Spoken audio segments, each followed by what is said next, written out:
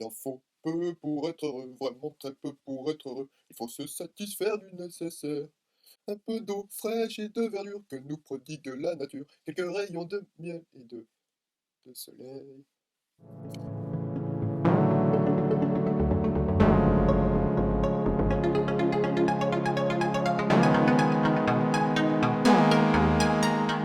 Ciao les gars, c'est Arca. Si vous êtes là aujourd'hui, c'est pour deux raisons. Soit vous avez vu ma vidéo d'introduction et vous êtes là au rendez-vous et ça me fait vraiment plaisir. Soit, je déteste les gens qui disent soit. Je veux dire, on ne dit pas le toit d'un chalet. Non. Alors, pourquoi dit-on soit? Soit vous êtes là parce que vous étiez tranquillement sur YouTube en train de regarder la vidéo d'un chat qui passait sous des portes, puis d'un hippopotame qui parlait 8 langues, puis vous vous êtes naturellement perdu dans les profondeurs abyssales de YouTube pour enfin finir ici devant moi. Restez jusqu'à la fin. On va beaucoup rire. Je pense que j'ai assez parlé jusqu'à maintenant et qu'il est temps de s'amuser un petit peu avec les jeux puisque c'est le concept de mes vidéos et cette phrase est beaucoup trop longue. Pour les gens qui ne savent pas ce qu'on va faire aujourd'hui, il y a un petit indice dans la pièce et je pense que les plus malins d'entre vous l'ont déjà remarqué. On va jouer à Hearthstone. Mais qu'est-ce que Hearthstone? Hearthstone, c'est un jeu de cartes à collectionner en ligne, développé et édité par la société Blizzard Entertainment. Chaque joueur incarne un héros qui a un pouvoir et des cartes qui lui sont propres. Chaque joueur compose un deck de 30 cartes. Parmi ces cartes, il y aura des sorts ou des serviteurs qui combattront pour vous, ou encore des quêtes qui, une fois accomplies, vous donneront des bonus. Chaque héros débute la partie à 30 points de vie. Évidemment, celui qui finit à 0 points de vie perd la partie. Là où ça se corse, les cartes ont un coût. Et ce coût, c'est ce qu'on appelle le mana. Au début de la partie, chaque joueur a un cristal de mana et chaque tour, les joueurs ont un cristal de plus. Le premier joueur dispose de 3 cartes. Le deuxième aura 4 cartes plus une carte la pièce. Une carte coûtant 0 cristal qui vous donne uniquement pour ce tour un cristal de mana. Pour que les deux joueurs soient, je mine très mal la balance, sur un pied d'égalité. Malheureusement, aujourd'hui, nous ne ferons qu'une partie puisque j'ai beaucoup pris trop de temps. Cette phrase n'est absolument pas française.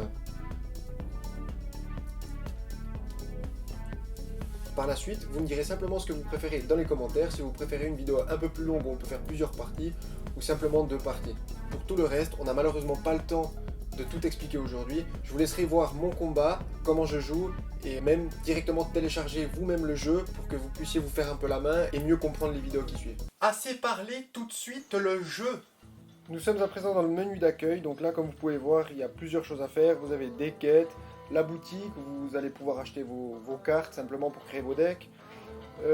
Les paquets, c'est simplement là où vous allez ouvrir les paquets que vous avez achetés directement dans la boutique. Et puis ma collection, je peux juste faire un petit tour, c'est simplement là où j'ai mes decks et mon livre de cartes. Donc ici j'ai toutes les cartes qui sont triées ici par classe. Et puis directement ici, ça c'est les decks que j'ai créés. Après vous voyez s'ils sont complets ou non, par exemple 24 sur 30, il me manque 6 cartes, donc pour le moment ce deck là est injouable. Il faut toujours que vous ayez le bon nombre de cartes. Donc on va simplement lancer une partie directement, et là on va utiliser le deck Arcane. Alors pourquoi ce deck? Simplement parce que c'est la première vidéo et j'avais envie de m'amuser, c'est un deck que j'ai créé moi-même.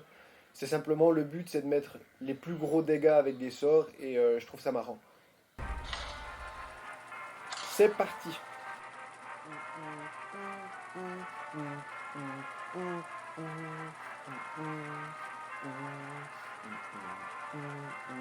Pendant les moments d'attente, je mettrai la photo d'une brebis.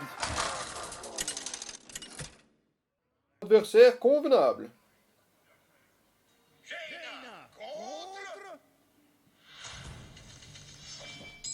Alors, au début, vous allez pouvoir choisir les cartes que vous décidez de garder en main de départ. Donc, vous avez les 3 cartes qui s'affichent ici, et vous allez pouvoir simplement choisir. Donc, par rapport à l'élixir qu'elle vous coûte, il faut évidemment garder les coûts les plus bas dans votre main. Après, ça dépend de pas mal de critères. Évidemment, moi, mon but, ça va être de mettre beaucoup de dégâts avec mes sorts, et j'ai beaucoup d'autres cartes qui font que mes sorts mettent plus de dégâts. Donc cette carte-là, Projectiles Arcanes, qui inflige 3 points de dégâts, elle va m'être bien plus pratique par la suite. Donc je vais la garder dans mon deck et ne pas l'avoir en main de départ. L'apprenti du sorcier, Je vais pas la garder non plus. Et le blizzard non plus.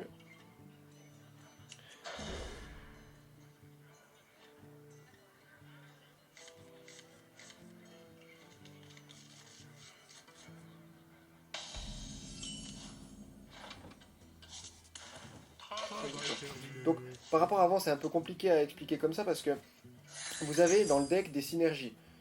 Ça veut dire quoi? Ça veut dire que des cartes vont plus ou moins bien ensemble. Par exemple, j'ai une carte qui va faire que chaque fois que je joue un sort, elle va me créer une boule de feu. Une boule de feu, c'est un sort pour 4 cristals de mana qui inflige 6 points de dégâts à l'adversaire. Et c'est bien de garder mes petits sorts, les sorts qui coûtent un cristal de mana, une fois que j'ai réussi à mettre cette carte sur le terrain. Comme ça, je vais pouvoir me créer plusieurs boules de feu, et puis j'aurai beaucoup de dégâts dans la main. C'est vraiment ça le but du deck, c'est pour ça que je garde pas Projectiles Arcanes en main de départ. L'autre carte, vous allez dire, oui, c'était un serviteur qui coûtait que 2, mais la carte, c'était une carte qui me permettait de réduire encore le coût de mes sorts, donc c'est aussi une carte à garder. Maintenant, bon, il se passe pas grand chose, donc je peux simplement faire un pouvoir héroïque. Alors, les sorts comme ça, c'est plutôt pour gérer des créatures, surtout que moi, je joue mage, et mage, ça va être une classe qui va essayer de temporiser un maximum, et de contrôler le board et de contrôler l'adversaire. C'est pas moi qui vais mettre une pression, et c'est pas moi qui vais essayer d'attaquer le plus fort possible.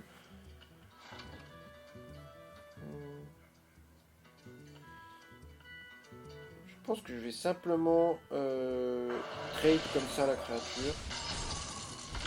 Et c'est tout. Donc comme je vous disais, cette carte là je la garde. Ensuite, bon, je vous ai même pas parlé du pouvoir héroïque, mais en face on est contre un chaman.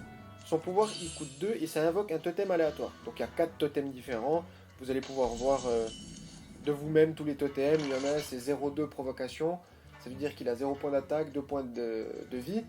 Et provocation, ça veut dire quoi? Ça veut dire que je vais pas pouvoir attaquer son héros ou une autre carte. Je suis d'abord obligé de taper le serviteur avec provocation. Si vous ne le faites pas, ça vous dira un serviteur avec provocation me gêne. Ici, je ne vais pas me creuser la tête, je vais simplement mettre un pouvoir héroïque dans cette carte-là. Donc comme je vous dis, avec mage, il ne faut vraiment pas se presser, simplement réussir à contrôler le board et puis préparer vos combos dans la main. Par exemple, un combo, ça va être de jouer cette carte-là qui fait en cri de guerre. Donc cri de guerre, c'est quand je vais poser la carte, ça va faire quelque chose. Je préfère jouer cette carte-là qui fait passer les coups des sorts de ma main à 5 cristals. Avec cette carte-là qui met 10 points de dégâts. Donc cette carte-là coûtera plus que 5 et mettra 10 points de dégâts. Et si j'arrive à jouer encore l'Alexstrasza avant, ça va fixer les points de vie de mon héros adverse à 15. Donc là, je pourrais déjà le mettre à 5 points de vie en seulement 2 tours. Donc vous voyez, il faut vraiment essayer de réfléchir au combo plus que à l'envie de mettre des dégâts tout de suite, bêtement. Là, par contre, je vous cache pas que je suis bien embêté.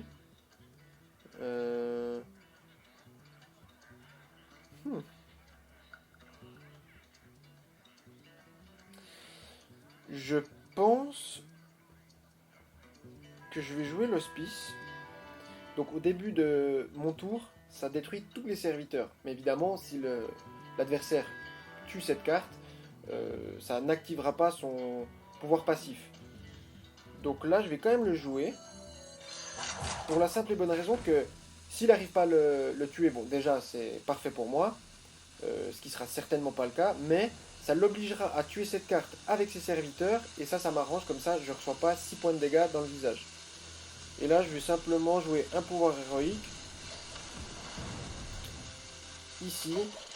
Comme ça, si jamais il arrive à tuer cette carte, derrière, je peux, ce qu'on appelle top decker, ça veut dire piocher la carte parfaite. Par exemple, un secret, qui irait très bien avec cette carte. Comme ça mettra 2 points de dégâts à tous les adversaires. Et ça, ce serait vraiment le mieux.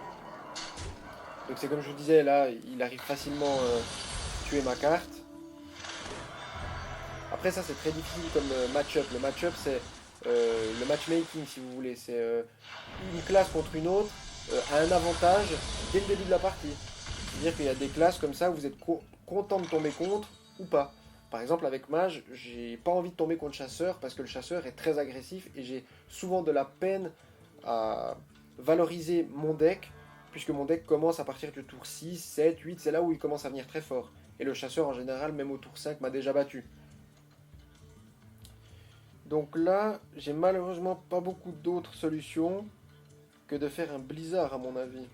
Donc blizzard c'est le sort à 6 ici qui va infliger 2 points de dégâts à tout le monde. Et les geler. Donc comme ça ils pourront pas me taper le tour suivant.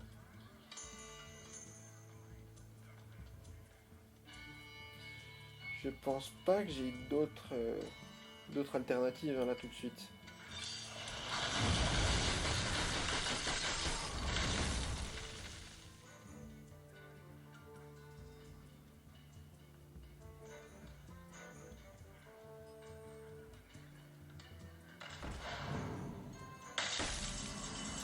D'accord, donc il fait juste invoquer. Donc ça c'était un mouton. Enfin c'est une métamorphose mais ça transforme un serviteur adverse en mouton 1-1. Donc en général on la garde pour des cartes très fortes en face. Est-ce que là c'est nécessaire? Ça dépend, je suis toujours à 30 points de vie donc je pense pas que c'est vraiment tout de suite que je vais devoir transformer un serviteur.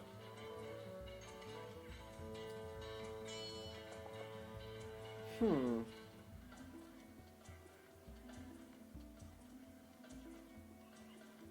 Je suis un peu embêté là. Je suis un peu embêté.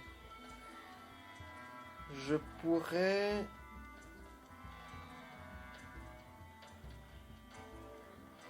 En fait, le plan de jeu qui serait le meilleur à mon avis, ce serait de jouer le projectile des arcanes et en ayant beaucoup de chance que ça tape la 3-1. Comme ça lui enlève déjà 3 points de dégâts. Et de jouer derrière la sorcière des sables naga pour diminuer ce sort-là à 5. Et malheureusement, ça montera celui-là à 5, mais c'est pas très grave, ça reste quand même un sort très puissant, même s'il coûte 5. Alors, on va d'abord jouer ça, évidemment. Voilà, donc là, j'ai eu de la chance, tant mieux.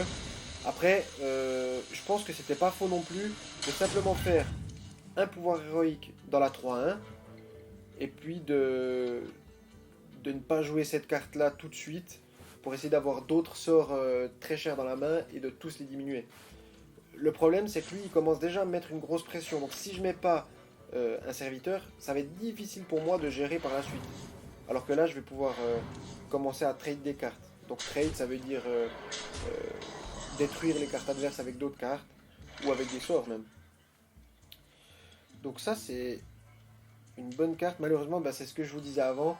Le projectile des arcanes combat très très bien avec cette carte là parce que ça me donne des boules de feu, mais j'ai dû quand même l'utiliser pour ne pas mourir. C'est pour ça que peut-être que le pouvoir héroïque était meilleur le tour précédent.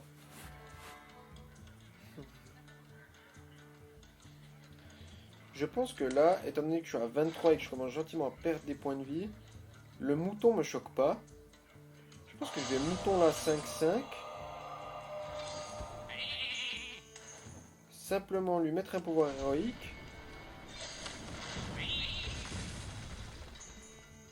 Et tuer la 4-5. Je pense que c'était le plan de jeu. Bon, derrière, si jamais on a toujours Alexstrasza hein, qui fixe les points de vie d'un serviteur à 15, donc qui soit adverse ou même mon héros, pardon, pas le serviteur, le héros.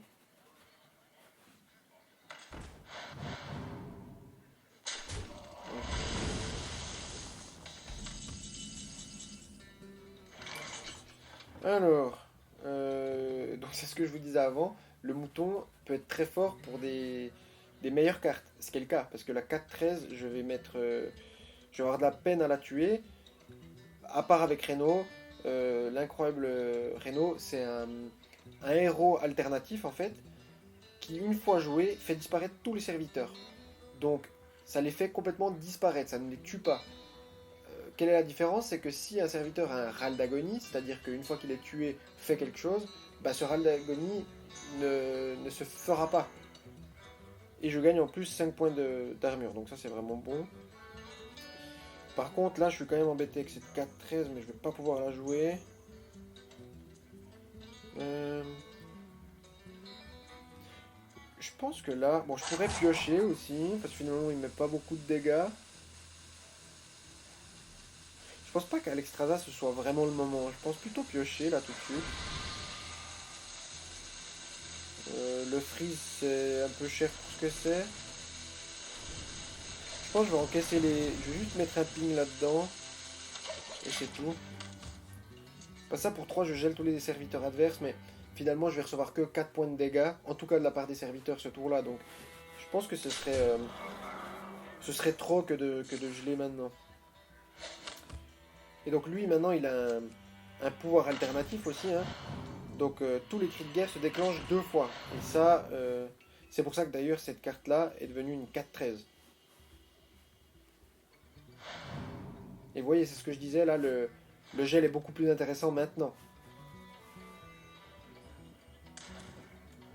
Après, l'incroyable Reno n'est pas dégueu non plus là-dessus. Hein.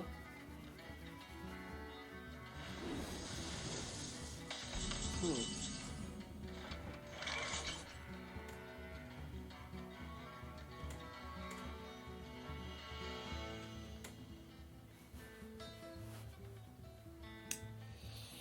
Que faire, que faire, que faire? Je pense que simplement, j'ai pas beaucoup de sorts qui coûtent peu là tout de suite dans ma main. Et attendre trop longtemps, ça va pas être le play. Donc je pense que, sachant que là maintenant j'ai l'Extrasa dans la main, j'ai une explosion pyrotechnique qui met 10 points de dégâts. Avec la boule de feu que peut me donner l'archimage, je pourrais tuer le héros adverse. C'est-à-dire que je fixe ses points de vie à 15. Je pourrais jouer la sorcière des sables Naga qui réduit le coût des sorts à 5 aussi. Et une fois que j'ai joué à l'Extrasa, donc le héros adverse aura 15 points de vie. Et le tour suivant, je peux faire explosion pyrotechnique plus boule de feu que je vais recevoir. Donc le sort qui met 6 points de dégâts. Et ça mettra 16 et le héros adverse sera mort. Donc là, je pense que Antonidas plus Nova de Givre, c'est relativement bon. Surtout que là, ça peut le forcer à rajouter encore des serviteurs. Et mon Reno sera encore plus value.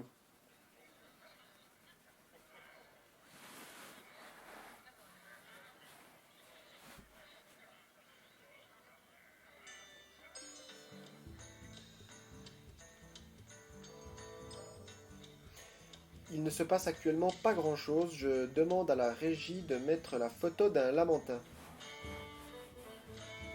Merci.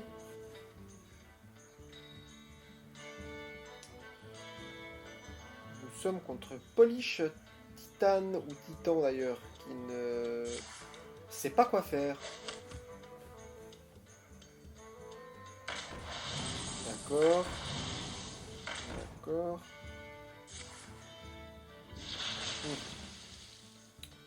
Voilà, donc là, c'est ce que je vous disais, le Reno sera quand même vraiment, vraiment bon là-dessus.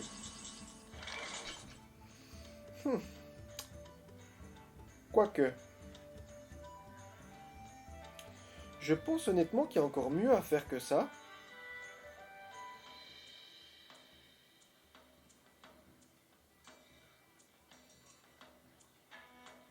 Je pense qu'il y a mieux à faire que ça. Je vais le laisser... Je vais simplement jouer le Salve Mage. Jouer une balise. Comme ça, je mets 2 à tout le monde.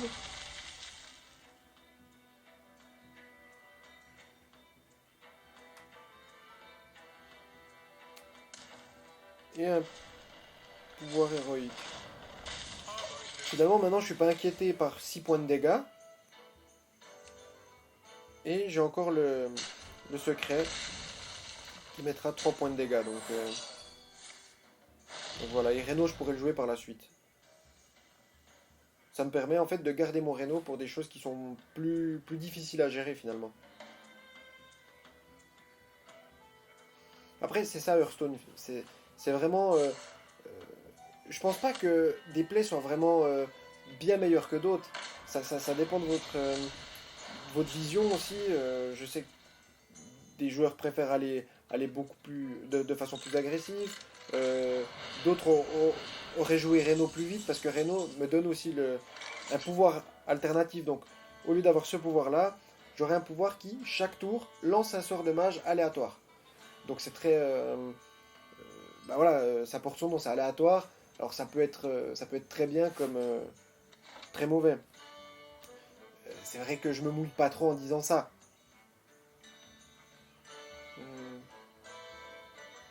Je pense par contre que là c'est un peu triste, mais que j'ai pas le choix que de jouer Reno. Parce Parce que finalement, il a 13 points de dégâts. Moi, je suis à 11. Je suis vraiment embêté. Donc, je pense que je vais jouer Reno maintenant. Voilà. Donc, c'est le pouvoir que je vous disais. Et ça, c'est un pouvoir héroïque passif. C'est-à-dire qu'il ne me coûte rien. Il se fait automatiquement. Donc, à chaque début de tour, ça va me lancer un sort. Et lancer un sort, je vous ai dit dommage, mais pas du tout. C'est un sort aléatoire. Aléatoire.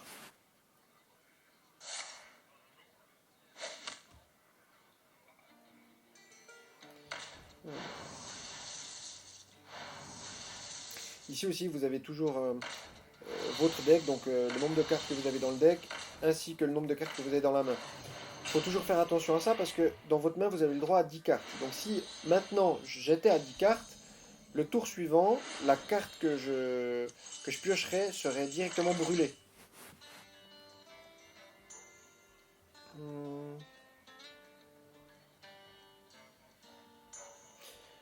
Je pense honnêtement que là le play, parce que là 16 points de dégâts il les fait pas, de loin pas, il est à 6.